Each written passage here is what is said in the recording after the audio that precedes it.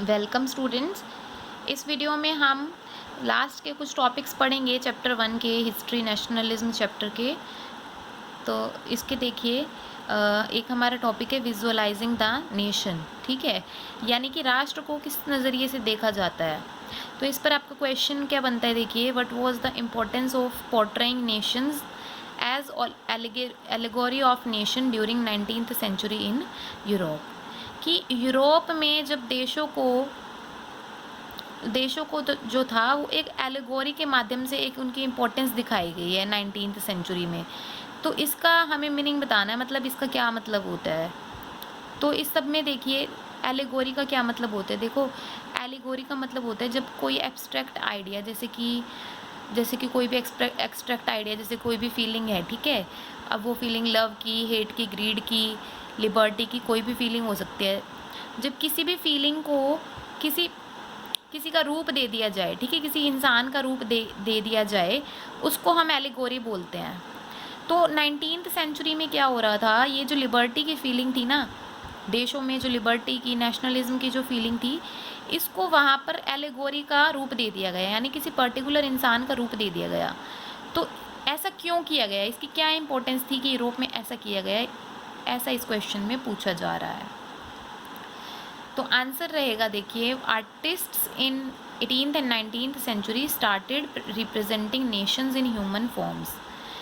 जो 18वीं और 19वीं सदी में जो आर्टिस्ट थे, उन्होंने क्या किया, देशों को एक ह्यूमन फॉर्म्स में रिप्रेजेंट करना शुरू कर दिया। ठीक है, यानी कि अब ह्यूमंस के एक ह्यूमन फॉर्म के माध्यम से बताया जा रहा था कि ये जो है देश जो है वो लिबर्टी चाहता है, या फिर इस देश में लिबर्टी आ गई है, और वो ये ह्यूमन फॉर्म रिप्रेजेंट कर रही हैं। दस पोर्ट्रेड और पर्सोनिफाइड एज फीमेल फिगर्स। और उस टाइम पे देखिए ह्यूमन फॉर्म्स में भी जनरली जो है वो फीमेल फिगर्स ही यूज़ की जाती थी। कोई भी देश में कोई भी तरह की अगर फीलिंग्स हम रिप्रेजेंट करना चाहते हैं, ठीक है, लिबर्टी की फीलिंग दिखाना चाहते हैं, तो जनरली वो फीमेल फिगर्स का ही यूज़ करते थे। और फीमेल फिगर्स को यूज़ करने का एक कारण ये भी होता है कि जैसे कि हम कह सकते हैं, देखिए फीमेल्स को जो है वो ज़्यादातर उन पर रिस्ट्रिक्शंस लगाई जाती हैं। ठीक है, तो अगर आप ये दिखाओगे कि लिबर्टी जो है, लिबर्टी के लिए एक फ़ीमेल फिगर का यूज़ करते हैं, तो उसका मतलब क्या होगा कि वहाँ पर अब पूरी तरह से एक तरह से आज़ादी आ गई है। तो आगे देखिए, after French revolution artists used female allegory. French revolution के बाद अब जो आर्टिस्ट थे वो फीमेल एलिगोरी, यानी कि फीमेल ह्यूमन फॉर्म को जो था वो पर्सोनिफाई करने के लिए यूज़ कर रहे थे, to portray ideas such as liberty, justice and republic. जब वो ये आइडियाज़ दिखाना चाहते हैं जैसे कि लिबर्टी, जस्टिस एंड रिपब्लिक, तो वो ह्यूमन फॉर्म्स को यूज़ कर रहे थे, वो भी जनरली फीमेल फॉर्म्स को। जैसे कि देखिए एक इन्होंने वैसे कुछ एग्जांपल दिया है, जैसे कि रेड कैप, ये आपने 9th क्लास में पढ़े होंगे। रेड कैप जो है वो लिबर्टी को दिखाती है। ठीक है, ब्रोकन चेन्स, टूटी हुई चेन, यानी कि अगर चेन टूट गई है यानी वहाँ लिबर्टी आ गई है। And blind folded women carrying a pair of weighing scales, यानी कि एक औरत जिसकी, देखिए एक ये फिगर आप जानते होंगे, एक औरत जिसकी आंखों पर पट्टी बंधी होती है, ठीक है, और उसके हाथ में जो है वो तराजू होता है, वो जस्टिस रिप्रेजेंट करती हैं, कि यानी कि देश में जो है वो इंसाफ है। तो इस तरह से ये जो आइडियाज़ होते हैं ना, ये एक तरह से एलिगोरी आइडियाज़ होते हैं। In France, Christian Marianne, a popular Christian name, underlined the idea of nation with the symbols of red cap, tricolour flag and cockade. France में ना जो फीमेल एलिगोरी थी वो थी क्रिश्चियन मैरीन। ठीक है, लेकिन असलियत में कोई क्रिश्चियन मैरीन ऐसा नहीं है कि असलियत में कोई औरत है, उसी कोई वहाँ की जो है वहाँ का फीमेल एलिगोरी बना दिया गया, ऐसा नहीं होता है, ये जस्ट आइडिया होता है। तो अ पॉपुलर क्रिश्चियन नेम, ये वहाँ का एक पॉपुलर क्रिश्चियन नेम था जिसका नाम जो कि था Christian marine. It underline the idea of nation with the symbols of red cap. ठीक है, क्रिश्चियन मैरीन जो था, क्रिश्चियन मैरीन ने रेड कलर की कैप डाली हुई थी, और एक ट्राई कलर फ्लैग है वहाँ पर, और कोकेड है, यानी कोकेड क्या होता है, जैसे हेयर्स पर कुछ ऑर्नामेंट्स होते हैं, कुछ गहने पहने होते हैं, वो कोकेड होता है।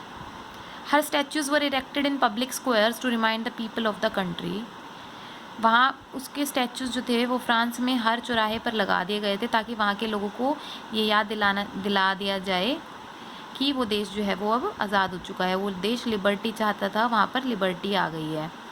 And her images were also marked on the coins, और क्रिश्चियन मैरीन की जो इमेजेस है वो भी कॉइन्स पर बना दी गई। ठीक है, इसको आप ऐसे भी समझ सकते हैं जैसे कि हमारे इंडिया में देखिए, इंडिया की फीमेल एलिगोरी जैसे कि भारत माता है, लेकिन कोई असलियत में भारत माता थोड़ी है, ये तो हमने ऐसे एक एब्स्ट्रैक्ट फिगर है जो हमने सोची है। ठीक है, आइडिया से हमने कुछ बनाया है और उसको नाम दे दिया है भारत माता। तो इस तरह से फ्रांस में ही इसी तरह से ही क्रिश्चियन मैरीन है, जो कि रेड सिम्बल्स, जो कि कुछ सिंबल्स रिप्रेजेंट करती है, जैसे कि रेड कैप का, ट्राई कलर फ्लैग का और कोकेड का। ये वहाँ की लिबर्टी को, फ्रेटर्निटी को, इन सब चीज़ों को रिप्रेजेंट करते हैं। ऐसे ही जर्मनी का एग्जाम्पल है, Germania personified the nation, she वोर a crown of oak leaves that stands for heroism. Germany में उस देश को जो है जर्मेनिया पर्सोनिफाई कर रही है, उसने एक ओक लीव्स का क्राउन पहना हुआ है। ठीक है, यानी ओक की पत्तियों का बना हुआ जो है एक क्राउन डाला हुआ है, जो कि क्या रिप्रेजेंट करता है, हीरोइज्म, यानी कि वीरता को रिप्रेजेंट करता है। The chosen female forms did not stand for particular women in real life. ये जितनी भी फीमेल फॉर्म्स की हमने बात की है, क्रिश्चियन मैरीन की, जर्मेनिया की, ये असलियत में कोई औरत नहीं है, but gives an abstract idea of nation in concrete form. लेकिन ये जस्ट एक एब्स्ट्रैक्ट आइडिया दे रही है नेशन का, कि लिबर्टी का, फ्रेटर्निटी का, जस्टिस का, रिपब्लिक का, ये इस तरह से देश का एक आइडिया देती हैं एक कॉन्क्रीट फॉर्म में, यानी कि जिस तरह से उनको रिप्रेजेंट किया हुआ है कि उन्होंने रेड कैप डाली है। ठीक है, उनको एक शक्ल दे दी गई है और उनके अलग अलग सिंबल्स का अलग अलग मीनिंग है। तो ये जस्ट एक हमें आइडिया देती हैं। दस female figure became an allegory of the nation. तो इस तरह से जो फीमेल फिगर्स थी उनको देशों का एलिगोरी, यानी कि देशों को पर्सोनिफाई करने के लिए यूज़ किया गया है आर्टिस्ट के द्वारा। एक लास्ट टॉपिक है हमारा इस चैप्टर का, यहाँ पर हमारा चैप्टर फिर ख़त्म हो जाएगा। ये टॉपिक है हमारा बाल्कन्स का। ठीक है, तो बाल्कन्स जो है ये यूरोप में एक ऐसा एरिया था जहाँ पर बहुत ज़्यादा लड़ाइयाँ हो रही थी, तो इसके बारे में हम पढ़ेंगे। Balkans consist of modern day Romania, Bulgaria, Slovenia, Macedonia, Serbia, Croatia, Bosnia Herzegovina, Albania, Montenegro, whose citizens were known as Slavs. देखो बाल्कन्स में ना आज के ये सारे देश जिनके भी नाम मैंने लिए हैं, ये सारे देश जो हैं वो शामिल होते थे उस टाइम पर, जिनको हम स्लाव्स बोलते थे। ठीक है, बाल्कन्स का हम कह सकते हैं दूसरा नाम क्या था, स्लाव्स था। बाल्कन्स के रहने वाले लोगों को स्लाव्स भी कहा जाता था। अब बाल्कन्स का जो बहुत बड़ा हिस्सा था वो सारा ऑटोमन एम्पायर के अंडर था। ठीक है, ये वही ऑटोमन एम्पायर है जो कि हमने ग्रीक वॉर ऑफ इंडिपेंडेंस में पढ़ा था, और बाद में ये वहाँ से, क्योंकि जब वो देश ग्रीस बन गया, ठीक है, और वहाँ पर ट्रीटी ऑफ कॉन्स्टेंटिनोपल लगा दी गई, तो ऑटोमन एम्पायर हार चुका था। तो बाल्कन्स का बहुत बड़ा पार्ट अभी यहाँ पर ऑटोमन एम्पायर के अंडर था। The spread of nationalism and disintegration of Ottoman empire made this region very explosive. अब जैसे कि ऑटोमन एम्पायर ग्रीस से हार गया था और यूरोप में धीरे धीरे नेशनलिज्म की फीलिंग जो थी वो बहुत ज़्यादा फैलती जा रही थी, जिसके कारण ये जो पूरा एरिया था बाल्कन्स वाला एकदम से बहुत ज़्यादा एक्सप्लोजिव, यानी कि इस तरह से हो गया था, हर जगह लड़ाई और मतलब लड़ाइयाँ और जेलेसी की भावना जो थी वो लोगों में छाई हुई थी। As states was jealous of each other and wanted to gain independence on the cost of other. जो ये अलग अलग स्टेट्स थी, जैसे हमने डिस्कस की हो गई रोमेनिया, बुल्गारिया, स्लोवेनिया, सर्बिया, ये जितनी भी स्टेट्स थी जो कि बाल्कन्स में आती हैं, तो ये उस टाइम पे एकदम एक दूसरे से बहुत ज़्यादा जेलियस थी। ठीक है, ईर्ष्या की भावना रखती थी, ये चाहती थी कि अगर हम अलग हो रहे हैं ना, इंडिपेंडेंट हो रहे हैं, तो दूसरे की टेरिटरी भी हमारे में ही आ जाए, यानी हमारा देश जो है वो बड़ा बन जाए, हम दूसरे की कंट्री को भी अपने अंडर में ले लें, वहाँ पर भी हम कंट्रोल कर लें। तो इसके कारण वहाँ के जो लोग थे उनमें बहुत ही ज़्यादा एकदम से एक्सप्लोसिव भावना, जेलेसी की भावना, एकदम से सब खराब होने की चीज़ें जो थी, खराब होने के कगार पर चीज़ें वहाँ पर आ गई थी। The European power such as Russia, Germany, England, Austria Hungary wanted to control the Balkans. तो एक तो बाल्कन्स में खुद में ही लड़ाइयाँ हो रही थी, दूसरी जो बड़ी बड़ी उस टाइम पे यूरोपियन पावर्स बन चुकी थी, जैसे रशिया, एक तो रशिया था, ठीक है, और जर्मनी, इंग्लैंड, ऑस्ट्रो हंगरी, ये जो बड़े बड़े एम्पायर से बड़े बड़े देश बन चुके थे उस टाइम पर, ये भी बाल्कन्स को कंट्रोल करना चाहते थे।